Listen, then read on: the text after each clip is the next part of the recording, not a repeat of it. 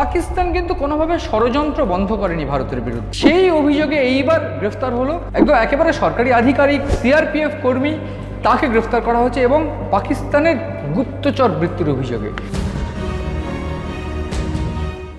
CN digital আপনাদের স্বাগত। নমস্কার, আমি মণি ভট্টাচার্য। গোটা বিশ্ব, দেশ কিংবা রাজ্যের বিভিন্ন গুরুত্বপূর্ণ খবর তুলে ধরি আমরা এই অনুষ্ঠানে। আজ আমরা একটু নজর রাখবো ভারত পাকিস্তান টানাপোড়েন এবং তাতে যে যুদ্ধবিরোধী যে পরিস্থিতি তৈরি হয়েছে, ঠিক তারপর আমরা দেখেছি এই ভারত থেকে যে তথ্য পাচারের অভিযোগ বারবার করে উঠে এসছে, ঠিক সেখানে একজন ইউটিউবারকে গ্রেপ্তার করা হচ্ছে জ্যোতি মালহোত্রা নামে, এবং তারপর এই জ্যোতি মালহোত্রাকে ট্রেস করে আরও কয়েকজনকে কিন্তু ইতিমধ্যে আটক করা হয়েছে এবং তাদের কয়েকজনকে গ্রেফতার করা হয়েছে। ঠিক সেই পরিস্থিতিতে আরও একজন একদম একেবারে সরকারি আধিকারিক সিআরপিএফ কর্মী, তাকে গ্রেফতার করা হয়েছে এবং পাকিস্তানের গুপ্তচর বৃত্তির অভিযোগে।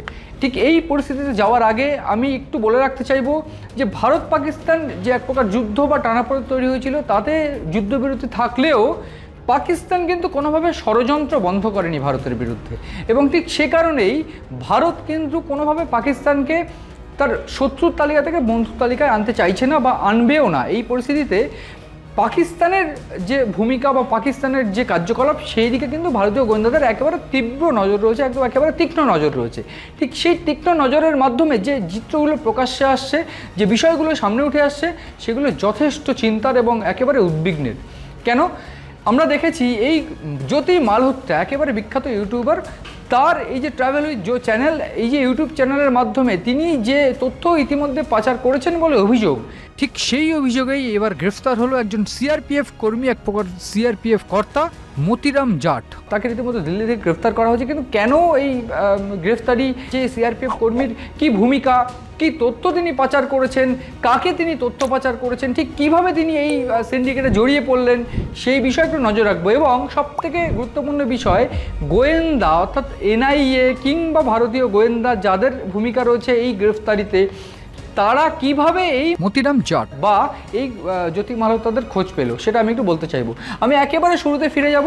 আমরা দেখেছি এই মতিরাম জাট যে গ্রেফতার হয়েছে, তার আগে জ্যোতি মালহোত্রার যে গ্রেফতারি, তাতে হইচই পড়ে গিয়েছিল। এই জ্যোতি মালহোত্রাকে কিভাবে গ্রেফতারি করা হয়েছিল বা জ্যোতি মালহোত্রা কি করে গোয়েন্দাদের রাডারে এসেছিল, সেই বিষয়ে আমি আলোচনা আগেও করেছি। কিন্তু একেবারে শুরুতে আলোচনা করার আগে আমি একটু বলে রাখতে চাইবো, এই যে দানিশ আলী, যাকে রীতিমতো ট্রেস করা গিয়েছিল যে এই কাশ্মীরের বৈশান ভ্যালিতে যে হামলা হয়, ঠিক সেই হামলার পর, অর্থাৎ পেহেলগাঁওর যে হামলা, সেই হামলার পর ভারতীয় দূতাবাসে অর্থাৎ পাকিস্তান যে এমবাসি, সেই এমবাসির যে কর্মী দানিশ আলী, তাকে কিন্তু রাডারে নেওয়া হয়েছিল। ঠিক কারা কারা এই হামলায় জড়িত, ঠিক সেই প্রসঙ্গে এই টিআরএফের নাম উঠে আসে এবং তারপর টিআরএফের সঙ্গে কিন্তু একটা যোগসাযোগ পাওয়া গিয়েছিল এই দানিশ আলীর, এবং তাকে কিন্তু যখন বহিষ্কার করা হলো বা নিষিদ্ধ করা হলো, ঠিক তখনই দানিশ আলীর যে সমস্ত সোশ্যাল মিডিয়া অ্যাকাউন্ট বা দানিশ আলীকে যখন রাডারে নেওয়া হয়, ঠিক তখন জ্যোতি মালহোত্রার নাম কিন্তু উঠে আসে। এবং এই জ্যোতি মালহোত্রাকে গ্রেফতারি করার পর তাকে জিজ্ঞাসাবাদ করে আরও কয়েকজন ইউটিউবারের নাম উঠে আসে এবং সেখানে হরিয়ানা, গুজরাট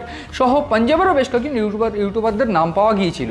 ঠিক এই যে ইউটিউবাররা, তারা কিন্তু তাদের গ্রেফতারির পর কিন্তু বিশেষ করে আরও কয়েকটা নাম উঠে আসে, যে নামগুলো কিন্তু রীতিমতো সোশ্যাল মিডিয়া ইনফ্লুয়েন্সার বা এই ইউটিউবার যারা, তাদেরকে গ্রেফতারি যখন একেবারে সম্পূর্ণ হয়ে যায়, তখন এনআইএ কিন্তু তাদেরকে জিজ্ঞাসাবাদ করতে শুরু করে। এবং জ্যোতি মালহোত্রা মূলত ঠিক কী কী তথ্য পাচার করেছিল, কাদেরকে তথ্য পাচার করেছিল, এবং ভারতীয় যে এজেন্ট অর্থাৎ যারা গুপ্তচর, ভারতীয় গুপ্তচর যারা, তাদেরকে চিহ্নিতকরণের কাজও কিন্তু জ্যোতি মালহোত্রা করেছিল বলে এখন যে তথ্য আমাদের কাছে এসে পৌঁছচ্ছে।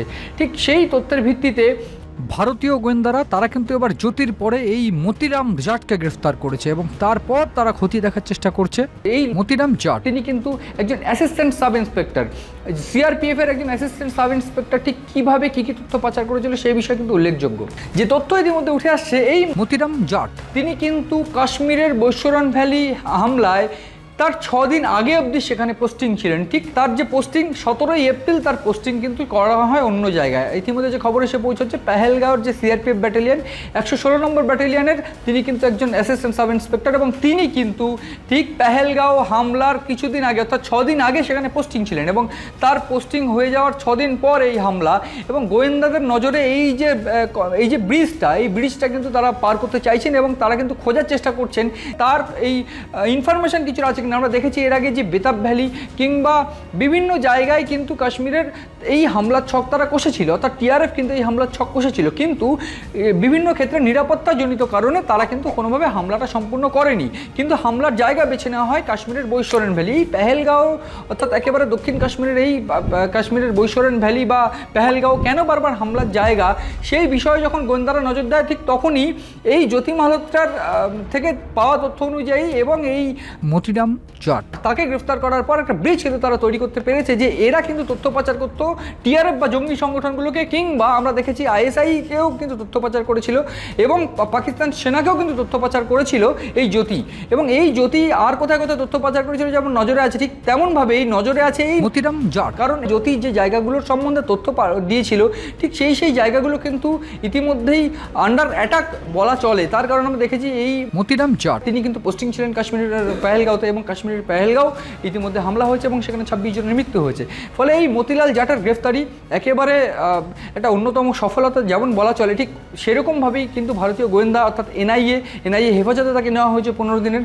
ফলে এই গোটা পরিস্থিতিতে একটা বিষয় উল্লেখযোগ্য যে মতিরাম জাট ঠিক কী তথ্য তারা পাচার করেছিল। ইতিমধ্যে যে তথ্য এসে পৌঁছচ্ছে যে আমরা এর আগে দেখেছি জ্যোতি কী তথ্য পাচার করেছিল। জ্যোতির পাচার করা তথ্যের মধ্যে একটা অন্যতম জায়গা ছিল যে ভারতীয় গুপ্তচর যারা কারা, যারা পাকিস্তানে গিয়ে পাকিস্তানের তথ্য ভারতকে দিচ্ছে, অর্থাৎ ভারতের যারা গুপ্তচর মেনলি তারা কারা তাদেরকে চিহ্নিতকরণ করা একটা অন্যতম কাজ ছিল জ্যোতির। অর্থাৎ জ্যোতির মাধ্যমে তারা কিন্তু এটা খোঁজার চেষ্টা করেছিল।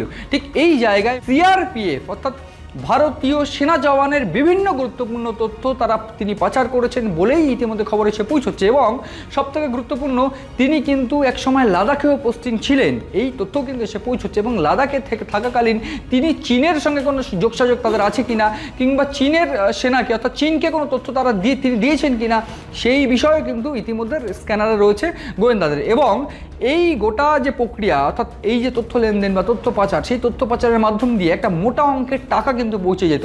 এবং এই টাকা পৌঁছাতো কীভাবে সেই বিষয়ে কিন্তু একটা বড় প্রশ্নচিহ্ন ইতিমধ্যে রয়েছে গোয়েন্দাদের। এবং এই টাকা পৌঁছাতো ইতিমধ্যে তারা যেটা সন্দেহ করছেন, এই জ্যোতি মালহোত্রা বা যারা এই ধরনের ইউটিউবাররা রয়েছে তারা কিন্তু এই ধরনের যারা সিআরপিএফ জওয়ান রয়েছেন কিংবা যারা এই ধরনের তথ্য পাচার করছেন তাদের সঙ্গে কিন্তু একটা ব্রিজ স্থাপন করার কাজ করতো এই এমবাসি বা আইএসআই কিংবা জঙ্গিদের সঙ্গে। এই ব্রিজ স্থাপন করার কাজ কিন্তু এই ইউটিউবাররা করতো বলে প্রাথমিকভাবে গোয়েন্দারা মনে করছেন, এবং তাদের মাধ্যম দিয়েই টাকা কিন্তু লেনদেন হতো বলেই প্রাথমিকভাবে গোয়েন্দাদের খবর বা গোয়েন্দাদের তথ্য এসে পৌঁছচ্ছে আমাদের কাছে। এবং সবথেকে গুরুত্বপূর্ণ যেটা যে এই মতিরাম জাট আর কাকে কাকে কী তথ্য দিয়েছে, শুধু পাকিস্তানকে যেই তথ্যগুলো দিয়েছে শুধু তাই নয়, পাকিস্তানের কোন কোন জঙ্গি বাহিনীকে বা পাকিস্তানের আইএসআইকে কোনো তথ্য দিয়েছে কিনা। কারণ আমরা দেখেছি আইএসআই বা সেনাপ্রধান বা পাকিস্তানি সেনা তারা কিন্তু বরাবরই জঙ্গি পোষণে একেবারে মদত দিয়েছে, সরাসরি মদত।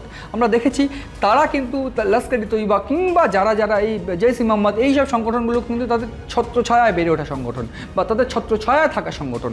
ফলে তাদেরকে যদি কোনো তথ্য দিয়ে থাকে সেগুলো ভারতকে কীভাবে এফেক্ট করতে পারে সেই বিষয়গুলোও কিন্তু একেবারে নজরে রয়েছে গোয়েন্দাদের। ফলে গোটা পরিস্থিতিতে ভারতের বিরুদ্ধে যে ষড়যন্ত্র যুদ্ধবিরতি থাকলেও সেই ষড়যন্ত্র কিন্তু কোনোভাবেই বন্ধ নেই পাকিস্তানের, সেটা কিন্তু স্পষ্ট। এবং ভারতের থেকে ভারতের নুন খেয়ে ভারতের বিরুদ্ধে বা ভারতের বিরুদ্ধে যারা রয়েছে তাদেরকে তথ্য পাচার করছে, তাদের যে গোটা কার্যকলাপ বা তাদের যে গোটা পরিস্থিতিতে তাদের কিভাবে সাজা দেওয়া হবে কিংবা তাদের থেকে আর কোন কোন তথ্য বিরোধী শক্তি বা বিদেশি শক্তি পেয়েছে সেদিকেও কিন্তু নজর রয়েছে আমাদের। নজর রাখুন আপনারাও সিআইডি ডিজিটালের পাতায়।